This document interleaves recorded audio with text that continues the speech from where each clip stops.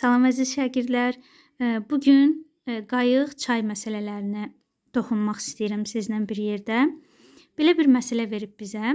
Deyir, axın sürəti 5 metr böl saniyə olan çayda, deməli, çayın sürətini verib 5 metr böl saniyə.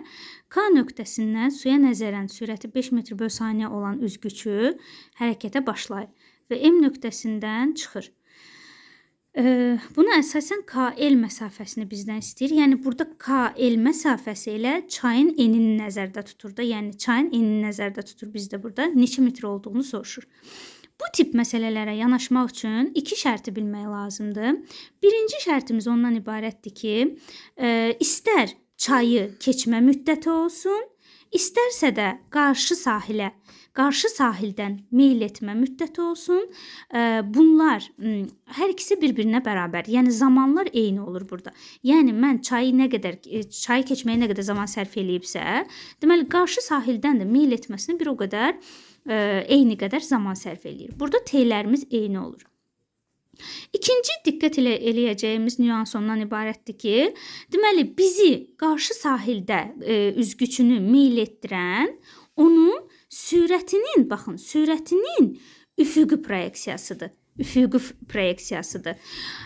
Lakin çayı keçməyinə kömək edən isə onun gördüyünüz kimi şaquli proyeksiyasıdır. Yəni budur. Deməli burada bizim sürətimizin iki dənə proyeksiyası var. Bir bu, deməli üfüqi proyeksiyası bu istiqamətdə, bir də şaquli istiqamətdə bunun şaquli proyeksiyası, sürətimizin iki dənə proyeksiyası var. Və bunu biraz çox çəkdim, bir dama olmalıdır burada. İki dama isə bunun şaquli proyeksiyasıdır. Bir dama da üfüqi proyeksiyasıdır. Amma üfüqi proyeksiyasında artıq bizə çayın sürəti də təsir edir də. Yəni çay da ona təsir eləyir. Ona görə də biz burada 5 bizdə V qayığın suya nəzərən sürətidir. Ona görə də biz buradakı üfüqi proyeksiyasını tapsaq, nə yazmalıyıq? Yazmalıyıq ki, V kosinus alfa.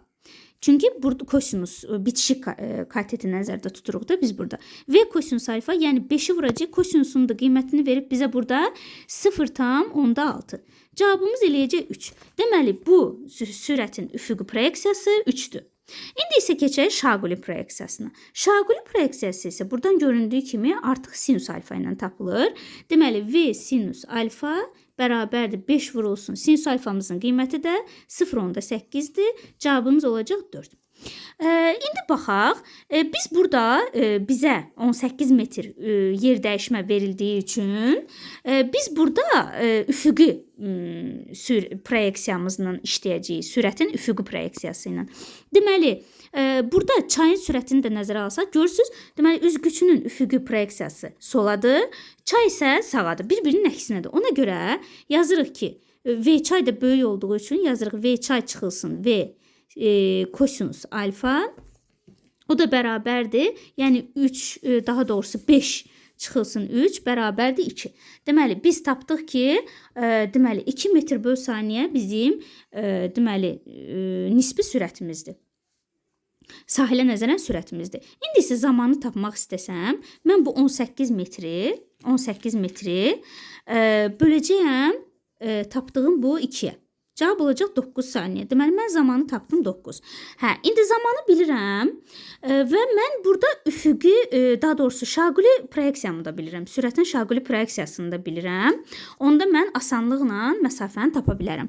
Onda KL məsafəsini tapmaq üçün mən deməli, sürətin şaquli proyeksiyasını, yəni 4-ü vuracam 9-a, cavab eləyəcək 36.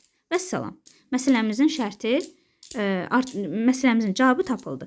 Ona görə yenə də deyirəm, bu tip məsələlərdə, yəni iki şeyə diqqət yetirmək lazımdır.